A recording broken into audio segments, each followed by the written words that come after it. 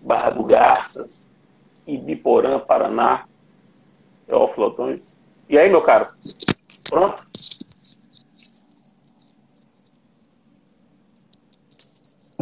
Deu um problema de logística. Tá ouvindo bem? Sim, estou ouvindo. Deu um problema de logística por causa da tempestade e eu tive que trocar de ambiente.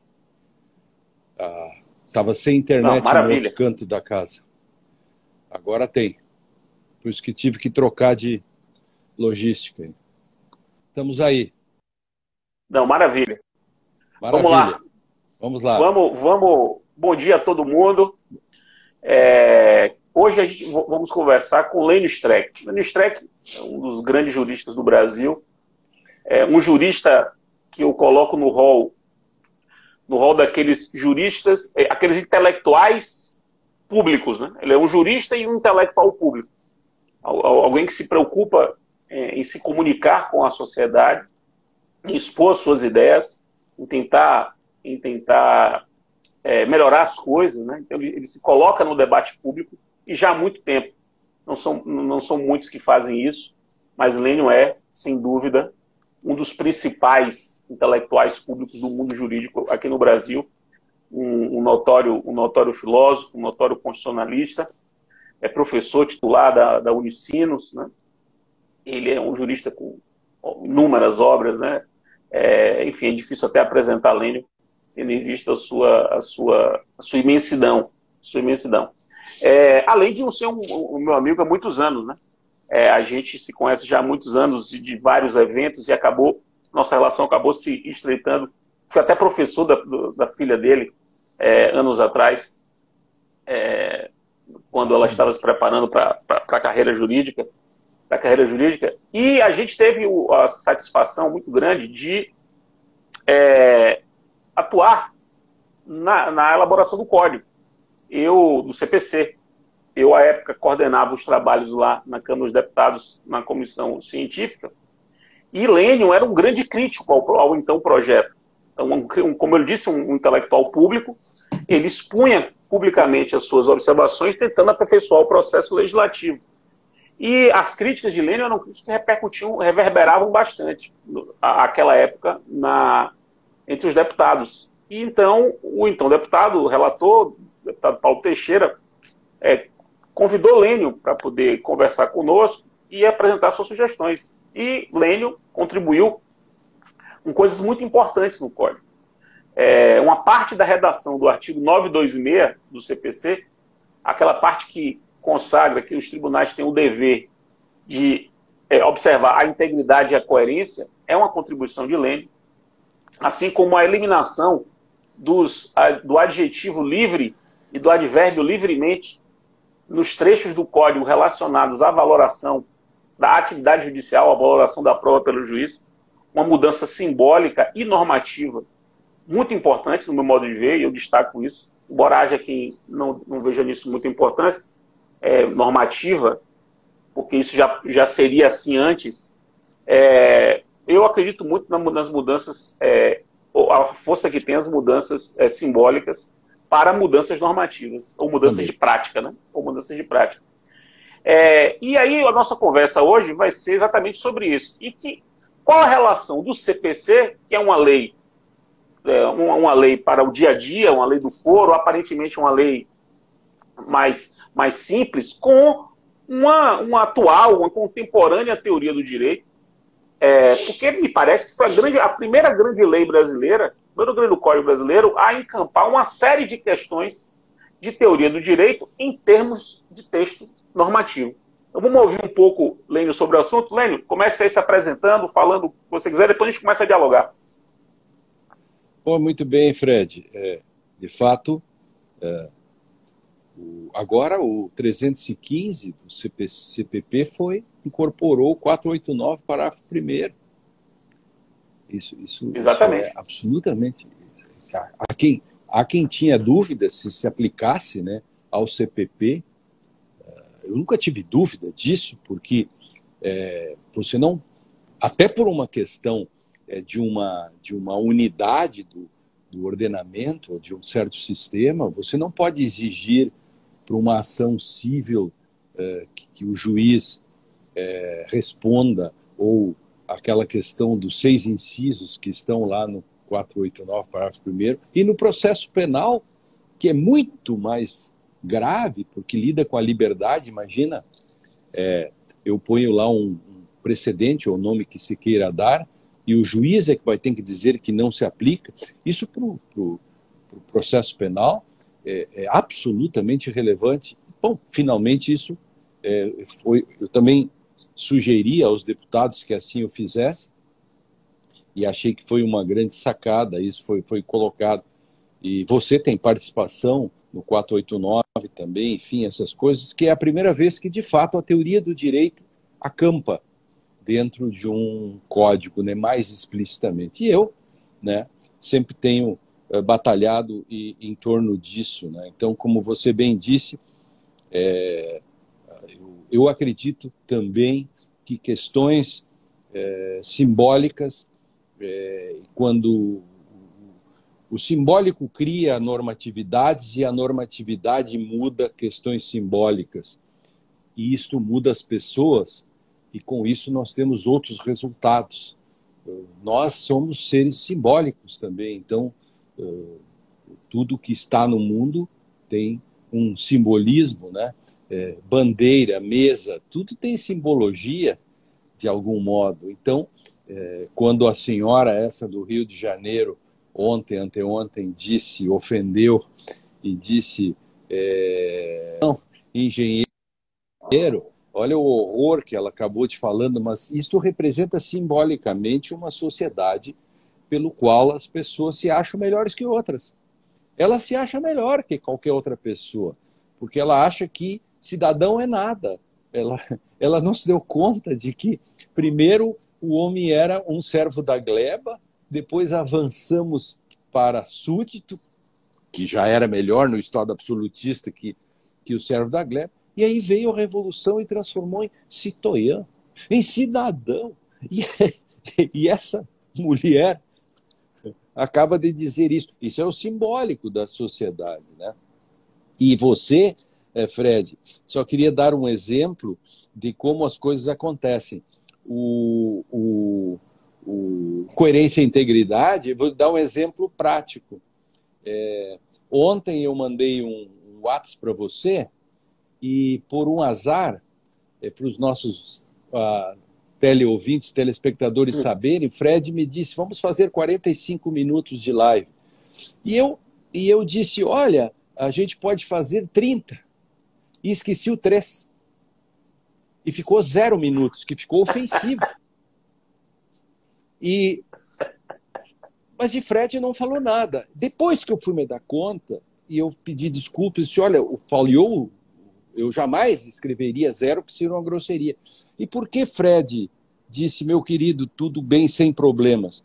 Porque Fred agiu coerentemente, ele sabe das minhas decisões na vida, e eu não teria feito uma quebra num conjunto de atos, eu não poderia ser incoerente. E como ele age também a partir da coerência, e não quebramos a integridade de nenhuma das relações, coerência e integridade, e que mantiveram estáveis as nossas relações, para mostrar estabilidade, coerência e integridade. Para você quebrar, a gente pode ser coerente na mentira, mas o que quebra a mentira é a verdade. A gente pode estar errado no direito e continuar decidindo erradamente. Mas aí existe overruling, tudo isso, e a integridade é que vai quebrar isso. Esse conjunto de questões tem o condão de fazer um outro direito, né, Fred? Pena que isso ainda não pegou direito.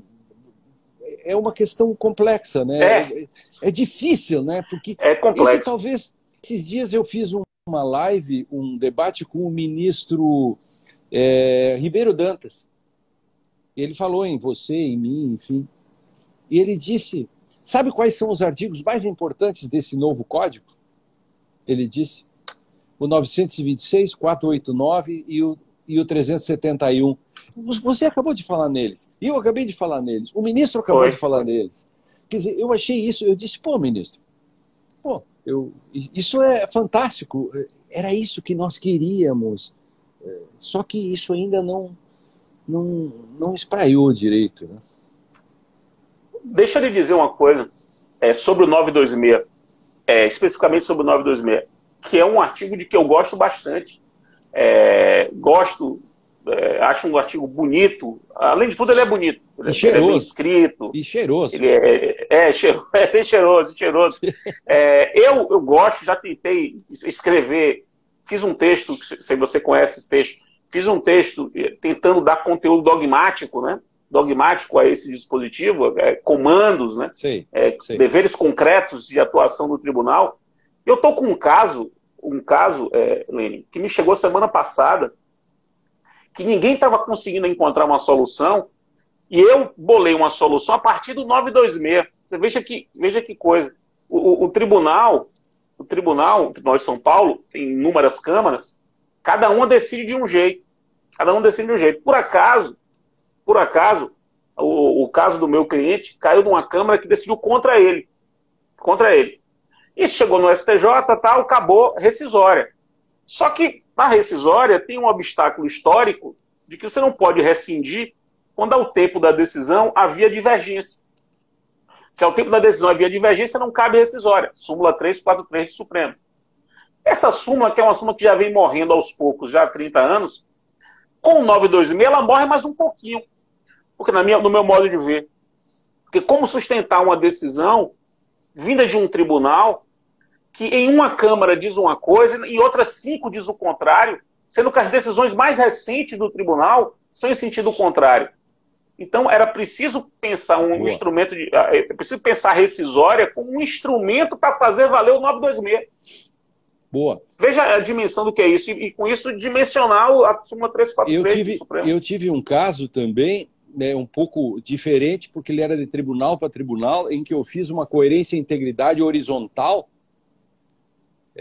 fiz uma construção, e tem um autor americano, que eu não lembro o nome agora de cabeça, que trabalha isso, e eu fiz uma questão de, em vez de pegar a verticalidade, eu peguei a horizontalidade, que, de certo modo, você trabalhou de outro modo, também mostrando que era impróprio, inadequado, ilegal fazer várias decisões de câmaras diferentes, porque ela já, por si só, era um problema. Logo, a súmula ela está absolutamente pálida. Ela já não para em pé. Para parar em pé, ela teria que ter algumas especificidades que parece que o 926 ilumina ela e ela se enfraquece, sem dúvida. São duas questões. Sua questão, de algum modo, o que eu consegui fazer também, mostra um pouco de como esse dispositivo ele tem força dogmática, ele tem força normativa, ele mesmo faz parte de uma heurística do direito brasileiro, né? Tanto é que eu incorporei ele, antes mesmo dele estar no código, no CPC, eu incorporei ele já na primeira edição do 2013, eu já tinha incorporado ele nos 5 princípios fundamentais da interpretação do direito. Se nós pegarmos aquele Comentários à Constituição, que você participou também, aquele do Gilmar Mendes Canutilho, aquele grandão, pesa 5 quilos, bem no início... 5 quilos? Isso. No início está assim, princípios da interpretação, eu botei ali, e um dos 5 é preservar e estabelecer a coerência e a integridade. Já naquele momento, em 2013, até nós ganhamos depois o prêmio Jabuti, né, com esse livro, e o código depois. Então, esse conjunto de coisas faz com que a gente fique muito feliz de estar contribuindo, né, Fred? Claro, contribuir é muito bom. É um papel do intelectual prático também, né? Claro. Intelectual indo para a vida prática, sobretudo nós da academia jurídica.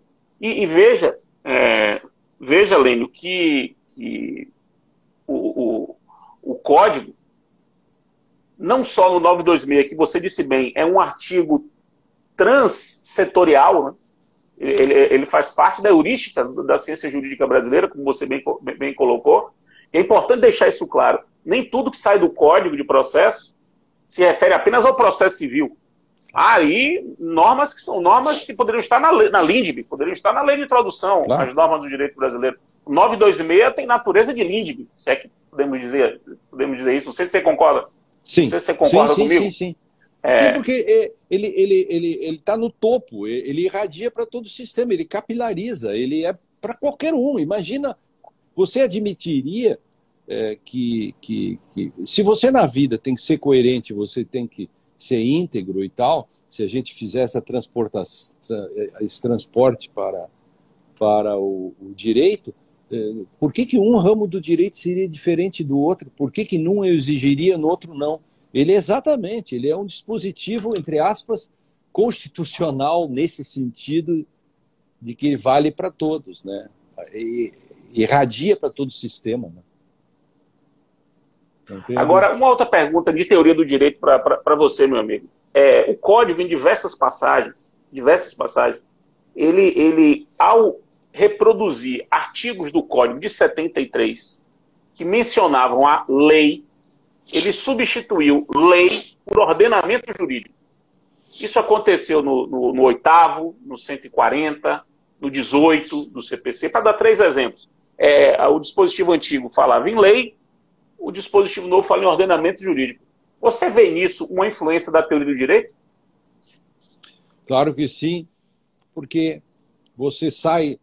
no meu livro, que eu não tenho aqui para mostrar agora, o 30 anos de Constituição em 30 julgamentos, da Forense, um capa preta, a introdução, eu falo um pouco disso, um pouco de como era o direito e vem até 88, de como aos poucos vai mudando, e mostrando um pouco de como havia a influência, digamos, 2 grandes posições no direito brasileiro.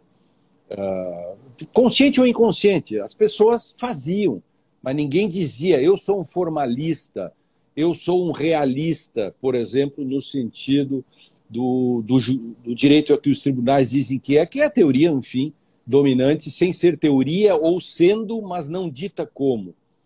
Então, essa influência do termo lei, que se alarga para ordenamento, é um pouco consciente ou inconscientemente do abandono de uma postura do que vai atravessando o século XIX para o século XX, no sentido de lei, a lei que abarcasse todas as hipóteses de aplicação, que ainda é uma posição...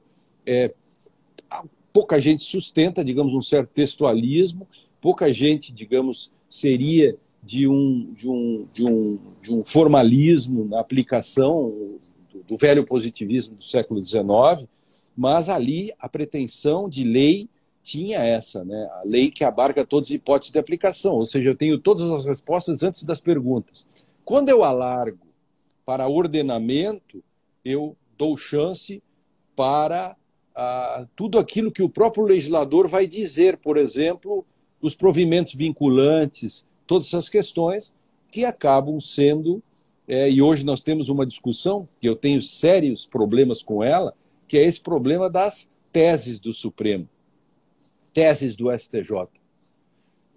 Porque, no fundo, elas são leis em sentido abstrato. Mas entende? E outro dia até eu fiz uma brincadeira, Fred, eu estava num congresso no Rio, do tempo que a gente viajava de avião ainda, lembra? Tinha aviões, aeroportos, tomava café no aeroporto, era extorquido pelas empresas do aeroporto, coisa legal. Enfim, essas coisas boas que existiam. E eu estava num congresso no Rio, na Emerge, e ali estava o ministro Salomão, querido ministro Salomão, numa mesa comigo, e se falava lá sobre aquela questão que dias antes 3 ministros do STJ se queixavam, lá em São Paulo, acho que o Conjura até publicou, de que o Tribunal de São Paulo não obedecia os precedentes do STJ.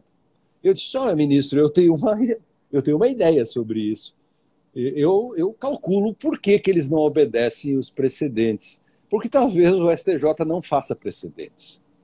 Primeiro, a gente não faz precedente porque o precedente não nasce precedente. Então, essa é uma outra discussão que eu faço aí com É outra discussão. outra discussão. Agora, o precedente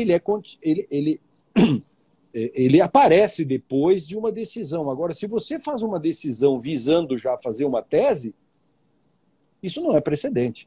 Nem aqui, nem em lugar nenhum. Logo, se não é precedente, ele abre uma brecha enorme, de novo, porque ele não tem uma holding, dele não se tira um princípio e dali a dificuldade que se tem para o encaixe e também a facilidade para a saída pela direita ou pela esquerda. E talvez por isso que o tribunal não obedeça os precedentes do STJ. Talvez por isso, porque não haja precedentes, hajam teses. Aliás, eles chamam de teses, eles não chamam de precedentes. É. Então, é estranho isso, né? Agora, deixa eu lhe fazer uma outra pergunta. Essa terminologia, né, tese, precedente, súmula, jurisprudência, esse vocabulário ainda precisa ser mais bem amadurecido, até para facilitar o uso pelas pessoas. As pessoas se confundem muito realmente. Né? Ah, eu vou citar tese número tal, vou citar súmula número tal. Isso é um pouco. No caso do TST, ainda tem as OJs, né? Ainda tem as orientações jurisprudenciais. Tem mais essa. E um precedente, diga. E um precedente forma súmulas. Porque uma súmula precisa ter precedentes. Então, logo, precedente não é súmula. E como faz aí? Né? É complexo. Agora, um outro ponto, meu amigo Lênin, é o seguinte. Eu acho que você já pensou sobre isso também. O Código de 73, ele repetia um dispositivo da LINDB que diz assim, o juiz é obrigado a julgar, mesmo se houver lacuna. Não encontrando lei, analogia, costumes, princípios gerais do direito. Isso era o que havia no Código de 73, repetindo a LINDB. Vem o Código Novo e não usa mais isso. Diz que o juiz é obrigado a julgar, mesmo que a lei seja, mesmo que haja obscuridade no ordenamento jurídico, mas ele é obrigado a julgar. E não remete mais à figura dos princípios gerais do direito.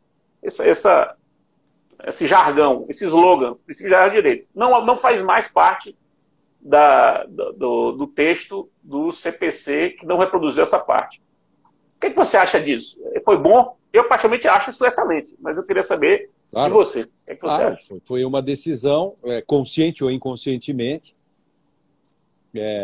sábia. Mas foi consciente. Aí foi consciente. Porque os princípios gerais do direito não existem mais, na minha concepção.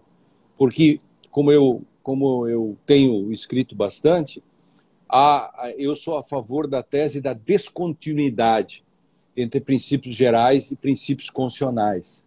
Então, há uma descontinuidade, não há uma continuidade. É que nem o Estado moderno. O Estado moderno há uma descontinuidade, porque não havia Estado antigo no sentido de Estado. O Estado moderno, centralizado, ele, então, descontinua, porque a forma estatal medieval era anterior. Eu diria assim, então, que os princípios gerais do direito tinham um sentido, que eram axiomas, num dado momento, num dado tipo de visão que se tinha, que era de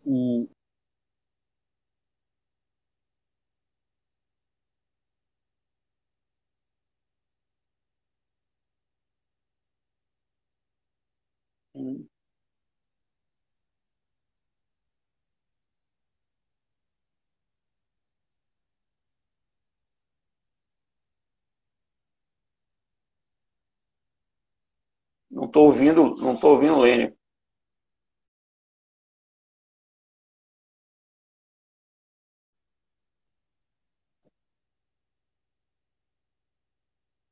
Opa, Lênin caiu. Lênin caiu. Vamos ver se Lênin voltou. Deixa eu chamar ele aqui.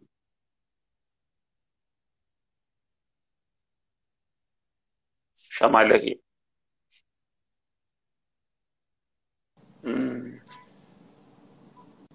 Uma ligação que entrou de uma empresa que me liga 5 vezes São Paulo. Eu devo estar devendo e não estou sabendo, né? Eu atendo e as pessoas e cai toda vez. Deixei tocar agora. Bom, eu não me lembro. Eu dizia que eram axiomas do século XIX e tinha uma função dentro de um dado modo de entender a teoria do direito, que eram os 3 positivismos. Naquele momento, a ideia do fechamento do sistema e o modo é incompatível com a normatividade, por exemplo, da Constituição e tudo isso. A Constituição virou norma. Exatamente. Então, a Constituição virou norma a partir do segundo pós-guerra, né, o direito pós-bélico. Já não se pode mais falar. Inclusive, eu tenho sempre minhas reticências, assim, porque eu tenho muitos amigos que gostam disso e, portanto, eu tenho sempre respeito, digamos, caridade epistêmica nessas coisas, para não criar... por exemplo, os 5 princípios do Savigny. Elas tinham um sentido. O Savigny era contra a lei, então ele tinha uma outra ideia. Então, essas coisas todas que nós vamos trazendo para cá, elas têm uma descontinuidade. Para mim, a palavra-chave disso é descontinuidade. Princípios gerais do direito têm uma função, por isso que essas coisas, Fred, pas de nullité sans grief, essa que não há nulidade sem prejuízo, não para em pé. Isso é que nem aquela súmula que você acabou de destruir lá em São Paulo.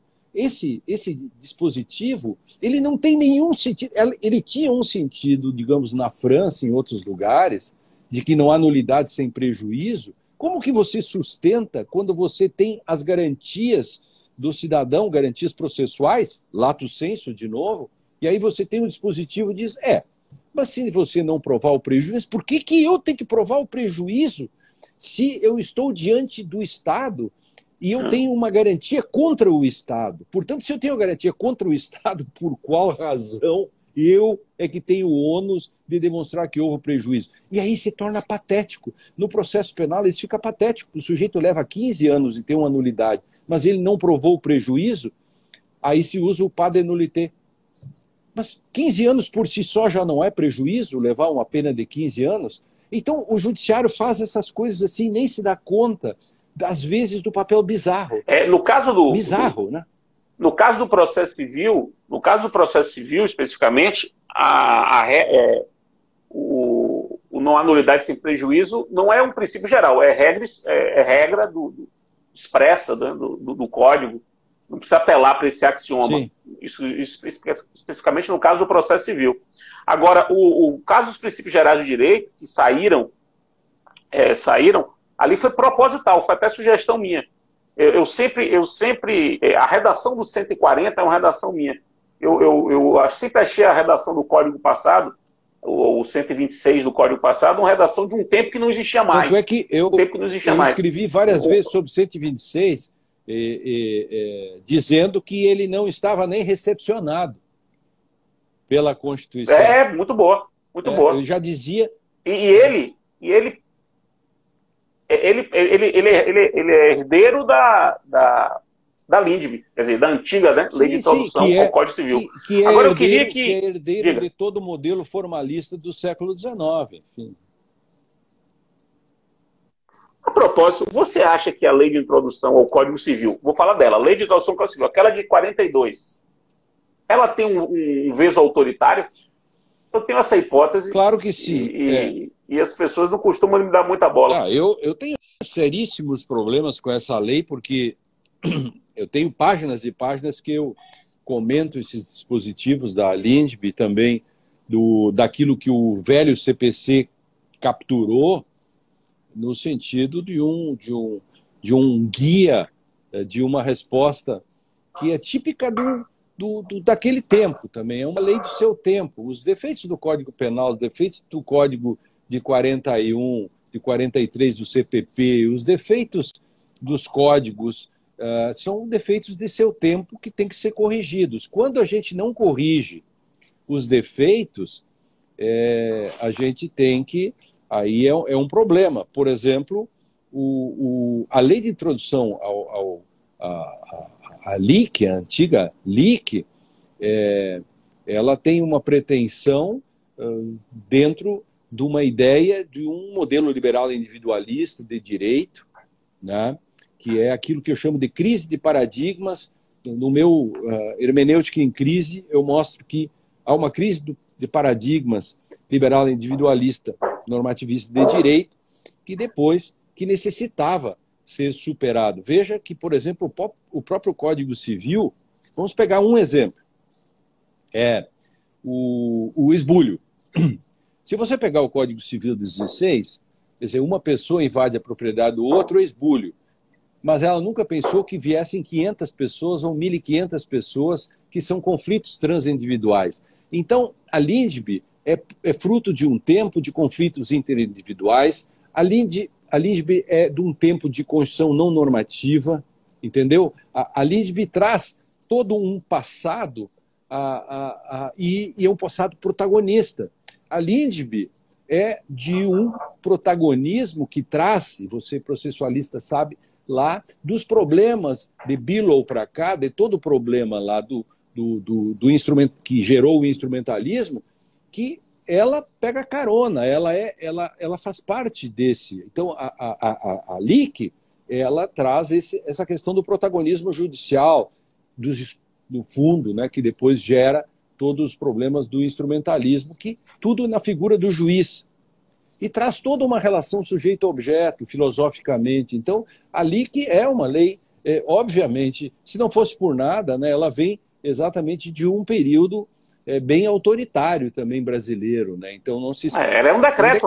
Né? Ela é um decreto-lei. Claro, um decreto. Né? Então, eu gosto muito de fazer, Fred, uma resenha que eu desenho o Brasil num texto, até escrevi isso num texto um tempo atrás. Eu desenho o Brasil a partir do Código Civil, do Código Penal, dos códigos processuais. Eu faço um desenho. Eu trago eu mostro que há uma radiografia a ser feita pela lei. Se você lê o Código Penal, o Código Criminal de 30, as alterações, se você vê a Lei de Terras, se você vê o Código Civil, se você vê o Código de Processo 39, se você vê o Código de Processo Penal, você desenha a sociedade. Para concluir o que você disse, se você lê a LIC, você vê a sociedade do seu tempo. Se você vê o Código Penal, por exemplo, por que o Código Penal ele dobra a pena da escalada? Porque na época não tinha bancos e as pessoas assaltavam casas e tinham que dobrar a pena. Por que tem chave falsa? Chave falsa porque também não vê poucos bancos e as pessoas... chave falsa no sentido da casa. Não existiam praticamente carros e hoje se usa no outro sentido, uma certa analogia. Né? Então, claro, são coisas do seu tempo. Né? Agora, coisas do seu tempo, sem dúvida. É interessante. E é exatamente por isso que eu fico intrigado quando o CPC de 2015, no artigo 8º, ele pega um artigo da LINDB inteiro e coloca dentro do CPC. Um artigo que fala em o juiz atenderá aos fins sociais da lei e às exigências do bem comum. Esse trecho é um trecho da LINDB dos anos 40. Isso não é um fóssil, isso não é um fóssil legislativo. Não? Isso é um fóssil e demonstra apenas esses sístoles e diástoles de um código. Ele tem avanços consideráveis e também tem essas coisas que são fossilizadas. Né? O que é bem comum? Agora mesmo se discute, né, essa questão do Adrian Vermeule, que era um textualista que agora virou ele é um constitucionalista do bem comum, que é uma tese absolutamente autoritária, porque o bem comum é dito por quem? De novo, o problema da LIC, que eu dizia antes, que é um problema do protagonismo, de uma relação sujeito-objeto, de alguém que detém o comando, o juiz, porque ele que decide, portanto, nós acreditamos nesse protagonismo, que é um problema que vem lá da célebre questão de Billow, dizendo que a recepção do direito romano não foi feita pelo legislador, agora está a vez dos juízes, depois o socialismo processual, todas essas questões acabam chegando no Brasil, e ali que é bem comum. E eu tenho uma outra, quer falar em implicância, eu vou dar uma das grandes implicâncias minhas com o CPC novo, com as partezinhas, né? Eu que sou entusiasta do CPC por causa da previsibilidade que, se ele bem aplicado, ele geraria, porque eu tenho implicância com os embargos declaratórios, mas eu tenho implicância com regras de experiência. Se alguém conseguir me explicar o que são regras de experiência, com algum rigor epistemológico, I rest my case. Eu já tenho brigado muito com isso, desisti até. Como é que eu vou discutir regras de experiência? É como as coisas são. Eu, clut plerum que accidit, algo assim em latim que fica mais fino. A lei da gravidade é uma regra da experiência. A lei da gravidade é uma regra da experiência. Eu ir ao banheiro de manhã, tomar café, e se um dia eu não tomo. Essas coisas... Azul misturado com amarelo dá verde. Exato. Azul misturado com amarelo dá verde. Isso é uma regra da experiência. Então, o sol se nasce no leste e se põe no oeste. É uma regra da experiência. No fundo... A gravidez da mulher dura 10 ciclos lunares, é uma regra da experiência. E no fundo, o que se fez aí foi colocar o senso comum, que é um problema. Porque aí se viola a lei de Hume, que é de um não se pode fazer um deve. O senso comum é isso. Eu conheço um caso um raciocínio no varejo e transporte para o atacado. Esse caso específico da regra de experiência é apenas um senso comum trazido para dentro do código. Agora, você não pode transformar em lei ou num ato normativo uma regra de experiência que não há como você delimitar epistemologicamente o que é uma regra de experiência. No fundo, a regra de experiência é aquilo que o juiz diz que é. Ora, se uma regra de experiência é aquilo que o juiz diz que é, ela não é uma regra de experiência, ela é simplesmente um juízo moral. Interessante. Um juízo moral que o próprio juiz tem. Interessante é que eu vejo a regra de experiência com outra perspectiva. Eu vejo ela como um limite ao juiz, e não como uma abertura para o juiz. Então, um juiz que, por exemplo, diz que um objeto cuja massa é inferior da Terra é arremessado de um avião e ele não é atraído pela Terra, portanto, a lei da gravidade, o juiz revogou a lei da gravidade, essa decisão é uma decisão que, ao contrariar a regra da experiência, ela é uma decisão que tem que ser revista. Então, a regra da experiência, ela funciona como um limite ao juiz. O juiz não pode valorar a prova contra a regra da experiência. Mas o interessante... É interessante a perspectiva. Mas aí você me dá razão, porque a minha grande briga contra o protagonismo judicial, se você precisa de um dispositivo de regra de experiência para dizer que você não pode dizer que dois corpos podem ocupar o mesmo lugar ao mesmo tempo, por exemplo, é porque nós temos um problema. É isso aí. Porque dizer, é muito mais grave, portanto. Essa questão é muito mais grave. Você precisa botar no... Mas é grave. Porque veja, Lênio, que tem casos assim que... Imagine na sociedade, num dia útil, há um determinado lugar da sociedade que engarrafa, em dias úteis, em determinados horários de pico. Se um juiz entende, por exemplo, aceita, por exemplo, um argumento ou uma alegação de que um carro passou ali a 150 km por hora nesse horário, ele valora a prova de um jeito que é contrário à regra da experiência. Esse que é eu acho que é a sacada do dispositivo. Não é permitir que o juiz aplique o seu senso comum. É o juiz perceber que há conhecimentos acumulados pela observação do que acontece que servem como limite à valoração da prova por ele.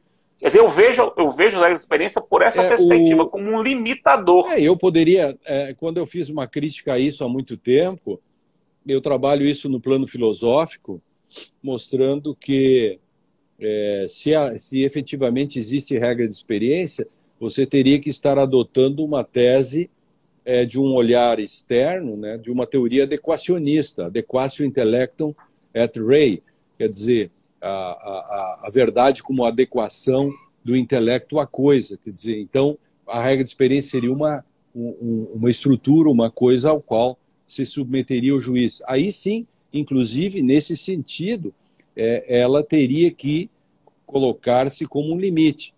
Do outro lado, eu até aproveito a minha nova edição do dicionário,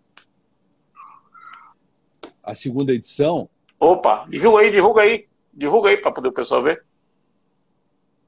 Dicionário de hermenêutica. A segunda edição tem um verbete chamado valores. E eu mostro que, se princípios são valores, eles têm exatamente essa mesma função de limitação e nunca de abertura. Dá para fazer uma live só sobre isso. Estou dizendo apenas que a ideia...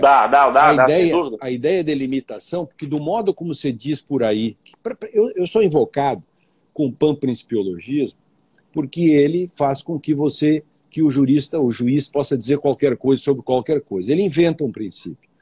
Vira quase uma caricatura. O cara inventa um princípio da Coca-Cola, ou o princípio não sei o que, dá o nome que quiser, e, bom, tem o selo princípio, a espécie de o selo Weintraub de qualidade, de veracidade, né? O selo Weintraub de veracidade é o panprincipiologismo. Se você não gosta dos meus princípios, diria o Groucho Marx, eu tenho outros, e eu tiro do bolso.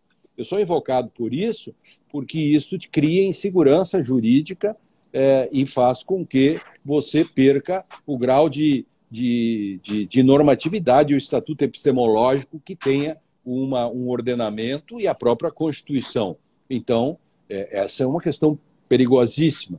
Então, por isso que eu fiz um verbete longo, explicando desde a teoria dos valores, Scheller e toda a tradição que há sobre isso, mostrando que, ao contrário do que diz a comunidade jurídica em geral, de que princípios são valores, eu diria que esta afirmação não é verdadeira. Se fosse, não existiria o modo de agir como agem. Então, uma afirmação tem uma consequência.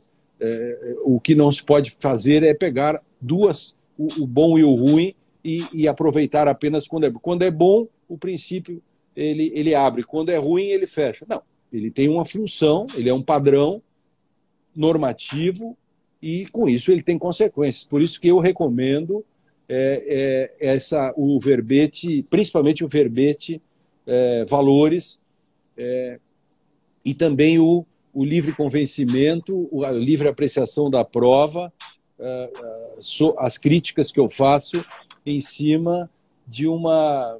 Eu não gosto muito da explicação que dão por aí. Toda vez que eu falo sobre o fim do livre convencimento, sempre aparece alguém tipo Sérgio Moro. Estou falando de Sérgio Moro porque ele me contestou em 2015, dizendo eu tenho livre convencimento e tal. Eu disse, calma. Bom, o ovo da serpente estava ali, né? Eu tinha razão.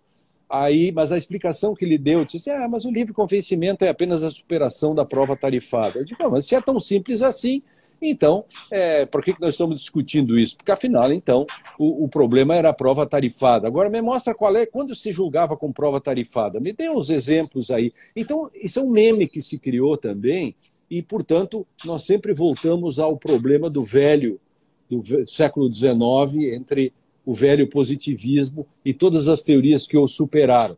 Isso foi trazido para dentro dizendo, mas agora tem livre convencimento. Mas ele é motivado. Não, se ele é motivado, sim, mas como? Eu primeiro decido e depois fundamento. Bom, isso não é jurídico, porque eu não posso fazer escolhas e depois botar um glacê em cima. Então, eu não tenho processo. O processo é protocolo. O processo é condição para uma decisão. O processo não serve. Palavra da moda, né? Protocolo é a palavra da moda. Sim, exatamente. A palavra da moda, né? Exatamente. Agora. Lênio, tem um ponto do código que eu sei que a gente diverge. E como a gente está indo já para a reta final da live, a gente não podia deixar de falar sobre ele, e tem a ver com teoria do direito. Pelo que eu sei, você é contra, e pediu, inclusive, que fosse vetado o parágrafo 2º do artigo 489, que é o parágrafo que cuida da ponderação, que exige uma fundamentação específica nos casos de ponderação. eu sei, eu vou querer que você fale sobre isso, e eu antecipo que eu acho o parágrafo segundo um parágrafo bom, na minha perspectiva, porque aqui é uma perspectiva bem prática, bem prática. Os juízes, os julgadores, os tribunais, eles fazem esse tipo de balanceamento. Isso acontece. Isso acontece. Quer a gente queira, quer a gente não queira. Isso vai acontecer. Criar uma parametrização, um direcionamento, regras mínimas para que a gente possa controlar isso, me pareceu importante no parágrafo 2º. E por isso acho que o parágrafo 2º cumpre o seu papel quando ele exige um tipo de fundamentação específica para casos assim. Então eu acho que valeu a pena, acho que vale a pena o parágrafo 2º como um parâmetro de controle. Mas você acho que pensa o contrário, né? Confirma isso? Fale para o pessoal o que é que você pensa sobre o assunto. Porque o artigo ele comete um equívoco de redação, um equívoco epistêmico de condição de possibilidade. Ele fala que é possível ponderar normas. Logo, como regras e princípios são normas, a menos que se entenda que o direito é um sistema de regras. Se você admite, e acho que concordamos que o direito é um sistema de regras e princípios, e ambos são normas, se o código fala em normas, então ele está dizendo que é possível ponderar regras. Ora, ponderar regras significa afastar uma regra sem jurisdição constitucional, sem nada. Isto é absolutamente autoritário e impossível. Aliás, eu posso demonstrar que o parágrafo 2º do artigo 489, ele não se sustenta no sentido teórico daquilo que uma boa tradição explicou, tanto no sentido da dogmática dos direitos fundamentais alemães, que construiu a famosa questão da proporcionalidade e da ponderação, como do Alex, que não foi ele que inventou nem a ponderação e nem a proporcionalidade. Quem inventou a ponderação Abwägung foi Philipp Heck, né? Isso que é da jurisprudência dos interesses, que vai na mesma linha do segundo Jhering para superar o velho pandectismo, enfim, a jurisprudência dos conceitos alemães, como também não foi Alex que inventou a proporcionalidade, que é uma questão, primeiro, que vem do Código Prussiano, né, que é aquilo que eu chamo de proporcionalidade raiz, e não proporcionalidade a outra, né? Tem a raiz e a Nutella. A proporcionalidade raiz, aquela original, que vem lá. Até usei esses dias, num caso que acabamos ganhando, usando a proporcionalidade raiz lá do Código Prussiano, que deu aquela famosa, que você já talvez tenha usado a frase, não se pode matar um passarinho com um canhão. Essa é a proporcionalidade raiz. Depois, ela foi se inutilizando, de certo modo. A dogmática dos direitos fundamentais alemã, construída pelo Tribunal Constitucional, vai trabalhar com a proporcionalidade, mas sem aquela discussão que o Alex vai propor naquilo que são... A dogmática são 4 elementos para chegar na discussão da proporcionalidade. Em Alex são 3. E a proporcionalidade em sentido estrito vai acabar tendo a construção da regra de ponderação. Ora, então, se você tem, primeiro, que ponderação o código está falando?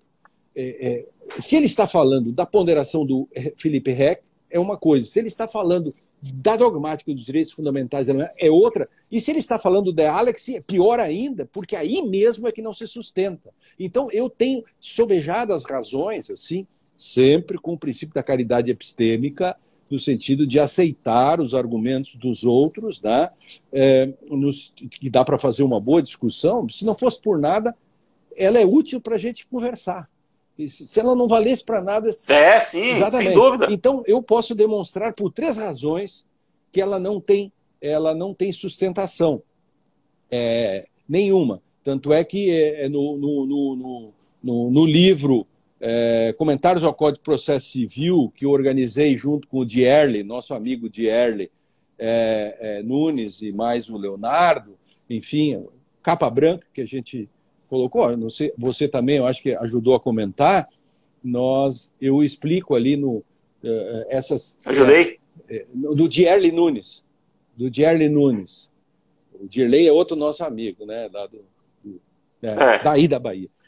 Daqui da Bahia. Então, eu explico ali nesse livrão, capa branca, comentários, eu faço essa parte, eu mostro por que eu sou contra o 489, parágrafo 2º. Não porque eu não gosto, porque eu acho que ele não tem sustentação teórica, porque ele dá poder ao juiz de fazer uma ponderação de regras. E não há ponderação de regras, é impossível sustentar. Mas isso é interpretação, né? Mas, Lênio, isso é interpretação. Você pode interpretar que só se aplica a ponderação de princípios. Então, essa interpretação da ponderação de regras que você é contra, ou você é contra o próprio dispositivo? Porque você dizer assim, esse dispositivo não pode permitir ponderação de regras. Eu acho que isso é um bom debate. Eu sou contra... Isso é um bom debate. Agora, ser contra o dispositivo é difícil, né? Eu sou contra o dispositivo. Eu acho que o dispositivo não tem sentido, porque ele acaba criando um monstro, que é a possibilidade de alguém tirar uma regra e colocar outra. Primeiro, não se sopesa desse modo. Nunca ninguém disse simplesmente se sopesaria desse modo. Então, essa questão de ponderar, do modo como o código colocou, é uma questão absolutamente de criar o arbítrio judicial. E isso não... Mas você acha que o dispositivo maximiza o arbítrio? Maximiza, total. Você acha que ele maximiza o arbítrio? Maximiza porque ele está dizendo que é possível eu ponderar duas regras. Não, ele diz normas. Ele diz norma. E regra é norma. Regra é norma, mas ele fala norma. Dizer que isso inclui regra já é interpretação do texto. Não. Você pode interpretar norma como só norma-princípio, ou normas ponderáveis. Desculpe. Se toda a tradição no mundo diz que direito é um sistema de regras e princípios, a não ser os positivistas, que continuam dizendo que direito é um sistema de regras. Se o direito é um sistema de regras e princípios, e ambos são normas, se o código diz normas, ele está dizendo que pode interpretar, pode fazer ponderação de regras, sem dúvida nenhuma. E não se admite no modo de ponderar, porque eu sou de uma tradição, Fred. Eu acho que há conceitos que a tradição nos trouxe. Eu não posso utilizar conceitos apenas quando me interessam. Por exemplo, todos os conceitos da tradição jurídica, do direito constitucional, do processo, etc., eu não posso largá-los no momento que eles não me interessam. Por exemplo, eu uso ponderação quando me interessa de um jeito, e quando eu vou no 489, parágrafo 2º, eu uso ele de outro jeito. Aí eu tenho um problema seríssimo nesse sentido, porque eu estou autorizando, para mim, autoriza o arbítrio, porque o juiz vai dizer, entre duas regras eu pondero. Primeiro, se ele faz entre dois princípios, já é um problema. Primeiro, porque ele não tem nenhuma explicação, o código, de como se faria isso. E segundo, se ele faz conforme Alex, ponderar sempre exige não simplesmente isso que a Vulgata brasileira disse, pegar um princípio na mão, um princípio no outro. A construção da regra da ponderação em Alex, que é a discussão da proporcionalidade em sentido estrito, ela exige uma fórmula de peso, que é uma série de questões que ninguém nunca faz. Eu só fiz 3 vezes até hoje, utilizei isso 3 vezes em tribunais para tentar demonstrar da proporcionalidade em sentido estrito qual é a regra da ponderação que se tira. Eu quero dizer assim, muito simples, acho que o código não devia ter se metido nisso, porque é muito complexo e dá margem ao arbítrio enfim, se a gente é a favor de coerência e integridade, não pode, essa invenção fica meio paradoxal. Né? O interessante é que eu acho que já há, hoje está acabando aqui, não vou poder pegar, mas acho que já há decisão do STJ tentando criar parâmetros para esse parágrafo 2º do 489. Não vi ainda. Eu acho que já há. Eu vou ver se eu consigo pegar para você, acho que é de Cueva. Eu vou escrever de novo sobre isso. Vamos fazer um textinho, você faz um, faço o outro, fazer de novo sobre a ponderação, agora com base no... A gente já fez isso, mas vamos fazer com base no CPC. Ó, vai acabar. Já deu o cronômetro aqui. Meu querido, prazer imenso, muita gente aqui. Essa live vai para o IGTV, depois vai para o YouTube. Beleza? Lênio, beijo. Beijo. Tudo bom para vocês. Tchau, pessoal. Valeu. Grande.